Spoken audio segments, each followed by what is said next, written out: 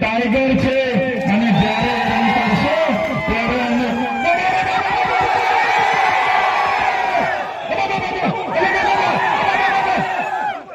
આ અમારી તાકાત અમે આવનારા દિવસોમાં બતાવીશું ને તૈયાર છો બધા? અહીંયા આવ્યો અને બાજુનું ગામ થોડા દૂર ગામ વીજળી ગામે અમે હતા અને નસવાડી તાલુકાના કવાંટ તાલુકાના 8-10 આગેવાનો મને મળ્યા અને 8-10 આગેવાનોએ કીધું, સાહેબ અમારા 28 ગામ હાઇડ્રો પ્રોજેક્ટમાં આ લોકોએ બારોબાર સંપાદિત કરી દીધા છે અને હાઇડ્રો પ્રોજેક્ટ આવવાનો છે. વિસ્થાપિત કરવા માટે સરકારે મન બનાવી લીધું છે. કલેક્ટર, એસપી, એમના પ્રાયોજના વહીવટદાર, એમના ડીસીએ, એમનું ખાણ ખનીજ વિભાગ, એમનું જીએમડીસી, જીઆઈડીસી અમારે ત્યાં આવે છે પોલીસને લઈને. 28 ગામના લોકોને કેમ છો? તમે 28 ગામના માત્ર નથી, તમારી સાથે 1,25,00,000 આદિવાસીઓ પણ છે. અમારા આદિવાસીઓને અહીંથી ઉઠાડીને બહાર લઈ જશે. જે દિવસે આ ગુજરાતની ભાજપની સરકાર અમારા 28 ગામના આદિવાસીઓને ઉઠાડવા માટે આવશે, એ દિવસે ચૈતરભાઈ, રતનસિંહ, રાજીકાબેન રાઠવા, અમે પહેલા દંડો ખાઈશું, અમે પહેલા ગોળી ખાઈશું. પણ મારા સાથીઓ, તમે અમારી સાથે રહેજો. ભારતીય જનતા પાર્ટીની સરકારને ઉખાડીને ફેંકી દઈશું. અહીંયા ડેમો આવ્યો ત્યારે અમારા લોકોને વિસ્થાપિત કરી દીધા. તમે અહીંયા કોરિડોર આવે નામે જમીનો લઈ લીધી. હવે તમે અમારા ગામોને હાઇડ્રોજન પ્રોજેક્ટના નામે ઉઠાવવાની વાત કરો. એ ભૂપેન્દ્રભાઈ પટેલ હોય, હર્ષભાઈ સંઘવી હોય, એમને આ પવિત્ર ધરતી પરથી ચેલેન્જ કરું છું. અમારા 28 ગામના લોકોને હાથ લગાડી દો. અમારા 28 ગામના લોકોને હાથ લગાડીને બતાવો અમારો ઇતિહાસ. બિરસા મુંડા ભગવાન, કાટ્યા મામા, ખાડિયા નાયક એમના વંશજો છે. જે દિવસે અમારા આદિવાસીઓને હેરાન કરશો, એ દિવસે આ વિસ્તારમાં આર પારની લડાઈ અમે કરવા માટે હવે તૈયાર થઈ ગયા છે. જ્યારે આદિવાસીઓને જાગૃત કરવાનું કામ અમે કરીએ છીએ, અમારા લોકોની અસ્મિતાની વાત કરીએ છીએ, તો નથી આ ભાજપની 30 વર્ષની સરકારે મને દબાવવા માટે, મને તોડવા માટે એક વાર જેલમાં નાખી દીધો, બીજી વાર જેલમાં નાખી દીધો, ત્રીજી વાર જેલમાં નાખી દીધો અને મને દબાવ્યો. ભાજપમાં લઈ જવા માટે, તોડવા માટે મને ડરાવવામાં આવ્યો. પણ ભૂપેન્દ્રભાઈ પટેલ, એ હર્ષભાઈ સંઘવીને પણ કહેવા માંગુ છું, આ ચૈતરભાઈ વસાવા આદિવાસીનો દીકરો છે, આદિવાસીનો દીકરો છે. તે ડરવાનો નથી. કરારા જવાબ મિલેગા, કરારા જવાબ. સમય આવશે, કરારા જવાબ આપીશું અમે. હમણાં 30 તારીખે કેવડિયામાં દેશના વડાપ્રધાન મોદીજી આવ્યા. 31 તારીખે મોદીજીનો એકતા પરેડનો કાર્યક્રમ હતો અને આ લોકો 15 તારીખે ડેડિયાપાડામાં નરેન્દ્રભાઈ મોદીજીને ફરી ચૈતરભાઈ વસાવાની લડતને દબાવવા માટે લઈને આવે છે. લઈને આવે એનો મને જરાય વાંધો નથી. અમે વડાપ્રધાન શ્રીને મારી ધરતી પર આવકારીએ છીએ. પણ જે પ્રકારે એ લોકો અમને દબાવે છે કે તમારે 15 તારીખે વડાપ્રધાન સાથે, વડાપ્રધાનના હસ્તે ભાજપમાં જોડાવાનું છે અને એ લોકોએ કીધું કે અમારો ટાર્ગેટ છે તમને 15 તારીખે વડાપ્રધાનના હસ્તે જોડી દઈશું, નહીં તો જેલ જવું પડશે. ત્યારે ભાજપના નેતાઓને કહેવા માંગુ છું, તમે 15 તારીખે અમને જોડવાની વાત તો દૂર, તાલુકા જિલ્લા પંચાયતની ચૂંટણી આવતા હતા તમારા 1 લાખ કાર્યકરોને હું આમ આદમી પાર્ટીમાં જોડી દઈશ. પબ્લિક ભેગી કરવા માટે ડેડિયાપાડા, સાગબારા, વાલિયા, ઝઘડિયા, નેત્રંગ, નાંદોદ ગામડે ગામડે જાય છે. આ લોકો કહે છે તમારા ચૈતરભાઈ મોદી સાહેબના હસ્તે 15 તારીખે જોડાવાના છે, બધા આવી જજો, બધા જોવા આવજો. ત્યારે હું એમને કહેવા માંગુ છું, ચૈતરભાઈ ભાજપમાં જોડાવાના નથી, ચૈતરભાઈ ભાજપને તોડવાના છે, તોડવાના છે. સાથીઓ, મને સામાન્ય બાબતમાં જેલમાં નાખી દીધો. આ આદિવાસીનો દીકરો છું એટલે ભૂપેન્દ્ર પટેલને નથી ગમતું, હરસંઘવીને નથી ગમતું, આદિવાસીઓ માટે કેમ બોલે છે, આદિવાસીઓની મીટિંગો છોટાઉદેપુરમાં કેમ કરે, એને જેલમાં નાખો. એક સામાન્ય બાબતમાં મને જેલમાં નાખી દીધો, 80 દિવસ રાખવામાં આવ્યો, અંધારી કોટડીમાં રાખવામાં આવ્યો, ડરાવવામાં આવ્યો, ધમકાવવામાં આવ્યો અને કહેવામાં આવ્યું કે તમે 2 વર્ષ સુધી રાખીશું, 3 વર્ષ સુધી રાખીશું, જ્યાં સુધી તમે અમારી સાથે આવા નહીં માનો ત્યાં સુધી રાખીશું. પણ આ ચૈતરભાઈ તમારો દીકરો એમનાથી ડર્યો નથી અને તમારી બધાના આશીર્વાદથી, તમારા બધાના સહકારથી, તમારા બધાની પ્રાર્થનાથી, ઉપરવાળાની દયાથી, કુદરતની મહેરબાનીથી આ ચૈતરભાઈ વસાવા આજે છૂટીને તમારી વચ્ચે આવીને ઉભો છે. તમારા બધાનો હું ખૂબ ખૂબ આભાર માનું છું. ત્યારે સાથે હું નાનો માણસ છું, અવારનવાર ભાજપમાં લઈ જવા માટે ધમાડો કરે, ભાજપના ના જઈએ એટલે જેલ કરાવે, ખોટા કેસ કરે, પરિવારને જેલમાં નાખે, અમને હેરાન કરે. પણ જ્યાં સુધી મારી માતાઓના આશીર્વાદ મારા પર છે, જ્યાં સુધી મારા વડીલોના આશીર્વાદ છે, ત્યાં સુધી ભાજપની પોલીસમાં તાકાત નથી કે આ ચૈતરભાઈ વસાવાને દબાવી શકે. આ અમારી જનતાનો પ્રેમ છે. જ્યાં સુધી તમે અમારી સાથે છો ત્યાં સુધી ભાજપ અમને ટચ પણ નથી કરવાની. 1 વાર જેલ કરાવશે, 2 વાર જેલ કરાવશે, 3 વાર જેલ કરાવશે. પણ મારા વડીલો, મારી યુવાનો, મારી બહેનો, મારા માતાઓને મારે વિનંતી છે, સરકાર એમની બહુ મોટી, આપણે એમની સાથે લડાઈ નથી કરવાની. પણ આવનારી તાલુકા જિલ્લામાંથી ચૂંટણીમાં તમારામાંથી સારા યુવાનોને, સારા વડીલોને તૈયાર કરી દો. આ તમારા દીકરાને જે હેરાન કર્યો છે એનો બદલો તમારે આવનારી તાલુકા જિલ્લા પંચાયતની ચૂંટણીમાં લેવાનો છે. એનો બદલો તમારે લેવો પડશે. કેમ કે જયારે મેં જેલમાં હતો ત્યારે એમના આ બાજુના સાંસદ અમારા રાજપીપળામાં આવીને કહેતા હતા, પેલો તમારો ચૈતર વસાવો જેલમાં છે, નથી છૂટવાનો, એનું પૂરું કરી નાખ્યું અમે. ત્યારે તમારા સાંસદોને, ધારાસભ્યોને હું કહેવા માંગુ છું, तुमको क्या लगता था नहीं लौटेंगे, तुमको क्या लगता था नहीं लौटेंगे, गलत. जब तक तोड़ेंगे नहीं तब तक छोड़ेंगे नहीं. हमको क्या अंडू फंडू गंडू झंडू समझ के रखा है क्या? ये चैतर वसावा कभी झुकेगा नहीं. करारा जवाब मिलेगा. ત્યારે આ ભારતીય જનતા પાર્ટી 30 વર્ષથી શાસનમાં છે, કેન્દ્રમાં એમનું શાસન છે. અમારા લોકો નર્મદાનું પાણી જોઈ શકે છે પણ પિયત માટે અમને મળતું નથી. અમારે યુવાનો ભણી ગણીને પરીક્ષાઓ આપે છે, એના પેપરો ફૂટી જાય છે. પણ અમારા વિસ્તારમાં શાળાઓમાં માસ્તરો નથી, શાળાઓના ઓરડાઓ નથી, આંગણવાડી નથી. અમારા નાના બાળકો કુપોષણથી પીડાય છે. ત્યારે આદિવાસીઓને શિક્ષણ આપવાની જગ્યાએ, રોજગાર આપવાની જગ્યાએ, સિંચાઈનું પાણી મળે એની જગ્યાએ આજે વિકાસનો રથ લઈને આ લોકો ગામડે ફરે છે. અને કહે છે કે બિરસા મુંડા ભગવાનની 150મી જન્મ જયંતિ છે, એટલા માટે આ લોકો આજે નીકળ્યા છે. કેમ કે તમે બધા જાગી ગયા છો, તમને બધાને બિરસા મુંડા ભગવાનનો ઇતિહાસ ખબર પડી ગઈ છે, તાત્યા મામાનો ઇતિહાસ ખબર પડી ગઈ છે, ગુરુ ગોવિંદજીનો ઇતિહાસ ખબર પડી ગયો છે. એટલે આપણા લોકોના મત હવે મળવાના નથી. એમ કરીને આપણા ક્રાંતિકારીઓના હમણાં કેવડિયા આવ્યા અને કીધું, અમારા આદિવાસી ભાઈ બહેનો, તમારે આત્મનિર્ભર બનવાનું છે, આત્મનિર્ભર બનવાનું છે. અમારો આદિવાસી સમાજ અનાદિકાળથી આત્મનિર્ભર છે. વડાપ્રધાન બન્યા પછી 5400 કંપનીઓ તો વિદેશથી તમે લઈને આવ્યા છે. અમારો આદિવાસી સમાજ તો આત્મનિર્ભર જ છે. વડાપ્રધાન બન્યા પછી તમે 5400 વિદેશી કંપનીઓ લઈને આવ્યા છો. અમારા ઘરમાં જે સામાન આવે છે, made in China, made in Taiwan, made in Korea, made in Japan. તો તમે વડાપ્રધાન બનીને શું ધંધા કરો છો?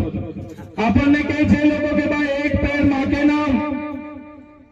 આપણને બધાને સારી ફૂલ ગુલાબી વાર્તાઓ બતાવશે. એક પેડ માં કે નામ રોપજો બધા, એક પેડ માં કે નામ. આપણે એક પેડ માં કે નામ રોપીએ છે અને જંગલ સાથેનો આપણો નાતો છે. એક પેડ નામે માં કે નામ કરી કરીને આ લોકોએ આખું જંગલ અદાણી કે નામ કરીને આ લોકોએ આપી દીધું છે. આખું જંગલ અદાણી કે નામ કરીને આપી દીધું છે. હમણાં જળ જંગલ જમીન આપણી પાસે જેટલું હતું એટલું તો આ સરકારોએ એમના ઉદ્યોગપતિ અદાણીને અંબાણીને આપી દીધું, ટોરેન્ટોને આપી દીધું. હવે આ આપણા દેશના વડાપ્રધાન 15મી તારીખે ડેડિયાપાડા આવે એના પહેલા દેવ મોગરા માતાજી ક્યાં છે, એનો વિસ્તાર કેવો છે એ જોવા માટે જવાના છે. મારા સાથીઓ, તમને કહેવા માંગુ છું, આ નરેન્દ્રભાઈ મોદીજી જયારે વિસ્તાર જોઈને જશે, તમે લખી રાખજો, આવનારા દિવસોમાં આપણી કુળદેવીને પણ અદાણીને લખીને આપી દેશે. એની કોઈ જરૂર નથી. કેમ કે આ વ્યક્તિ જ્યાં જાય, જેનું દર્શન કરી આવે, જેને જોઈ આવે, એ પછી રિલાયન્સને આપી દે, ટાટાને આપી દે, અદાણીને, બિરલાને આપી દે. ત્યારે આપણી માતાજીના રક્ષણ કરવા માટે પણ આપણે તૈયાર રહેવું પડશે. ત્યારે તમે વિચાર કરો, જો વડાપ્રધાને ભગવાન બિરસા મુંડાની 150મી જન્મ જયંતિ ઉજવવાની હતી, ઝારખંડમાં રાંચીમાં આવ્યું છે. આ દેશનો ગૌરવ યાત્રાનો કાર્યક્રમ હતો અને ભગવાન બિરસા મુંડાની જન્મ જયંતિ તમારે ઉજવવાની હતી, તો ભગવાન બિરસા મુંડાનું કર્મભૂમિ, જન્મભૂમિ ઝારખંડની રાંચીમાં આવેલી છે. તમે ત્યાં જઈને આખા ગુજરાતને, આખા દેશના આદિવાસીઓને સારો સંદેશો આપી શકો. પણ ડેડિયાપાડામાં આવીને ચૈતરભાઈની વિકેટ પાડવાનું જે તમે આયોજન કર્યું છે, આ આદિવાસી સમાજ જોઈ રહેલો છે. આવનારા દિવસોમાંથી આખા ગુજરાતમાંથી તમારી વિકેટ પાડી દેવા માટે અમે તૈયાર છીએ. અમે આંદોલનો કર્યા, આદિવાસી જાગૃત થયા, એટલે આ લોકોને થયું કે હવે આદિવાસીઓ તો જાગી ગયા છે. ધીરે ધીરે ચૈતરભાઈ સાથે જોવા લાગ્યા છે, આમ આદમી પાર્ટીમાં જોડાવા લાગ્યા છે, ગોપાલભાઈ ઇટાલિયા, ઈસુદાનભાઈ ગઢવી, અરવિંદ કેજરીવાલ સાથે જોવા લાગ્યા છે. એટલે એ લોકોએ આખું મંત્રીમંડળ બદલી નાખ્યું. વડીલો જે પ્રકારે કહે છે, કોઈ ભેંસ ઓછું દૂધ આપે તો એના ખીલા બદલવાનું નથી રહેતું, ભેંસ બદલી નાખવી પડે છે. નાખવી પડે છે કે નથી નાખવી? ત્યારે આ લોકો મંત્રી બદલે છે. પણ મારા તમામ આગેવાનો, તમામ વડીલોને, માતા બહેનોને કહેવા માંગુ છું, આવનારા દિવસોમાં આપણે મંત્રીમંડળ બદલવાનું નથી, આપણે આખીને આખી સરકાર બદલી નાખવાની છે. આ લોકો તૈયાર છો બધા?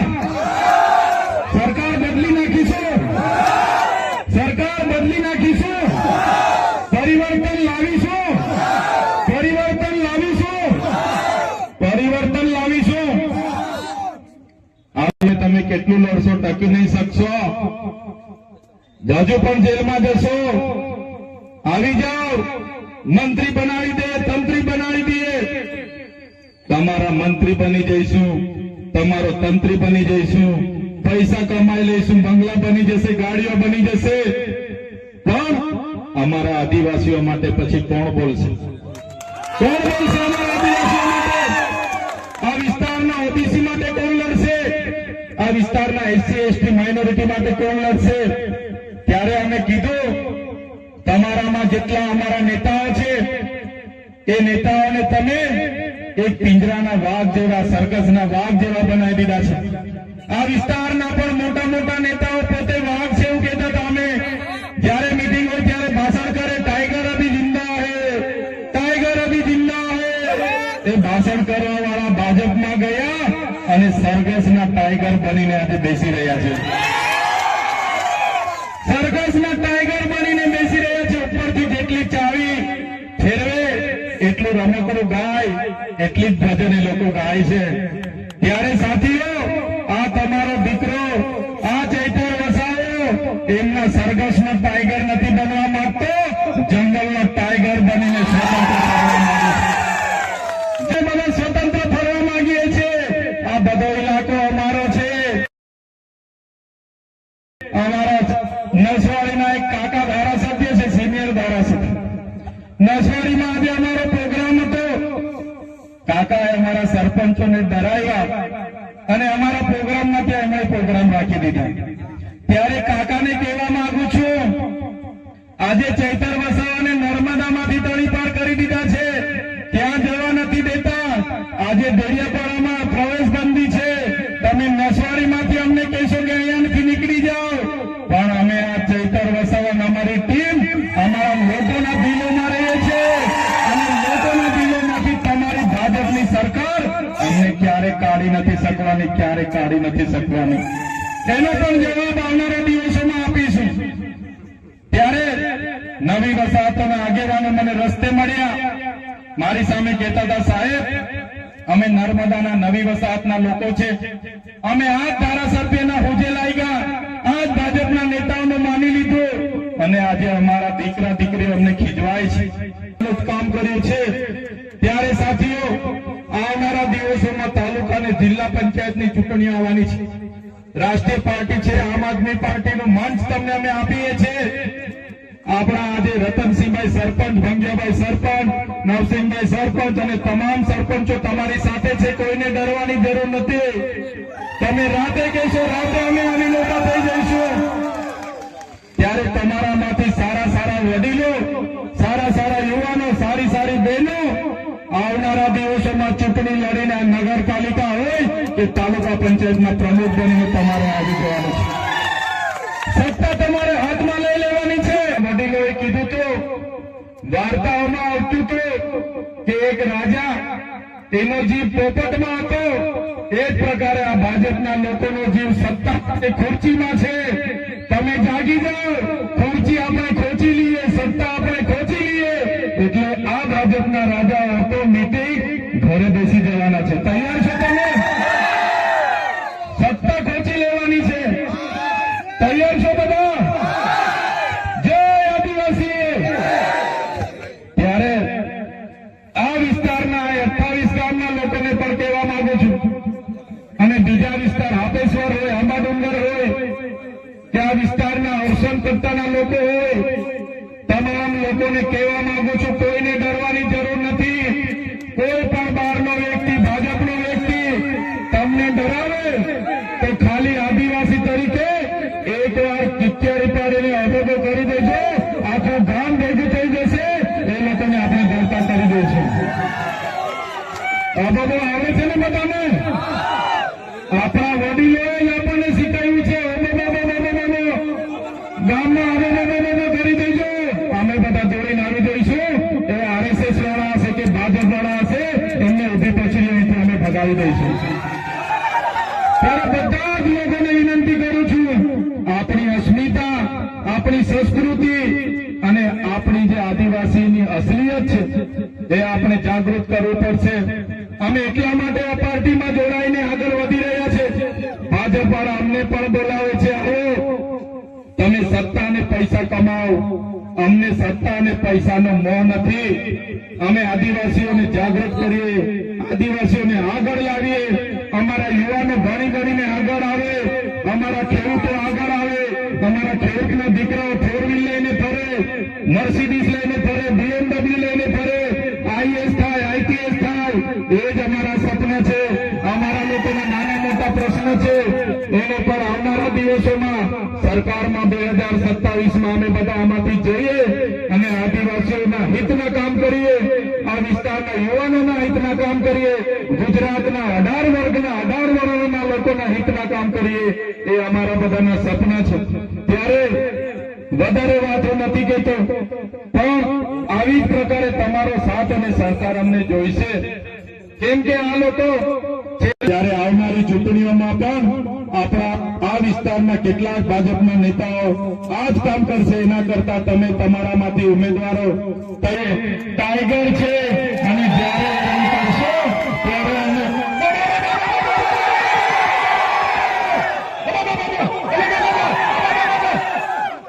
આ અમારી તાકાત અમે આવનારા દિવસોમાં બતાવીશું ને.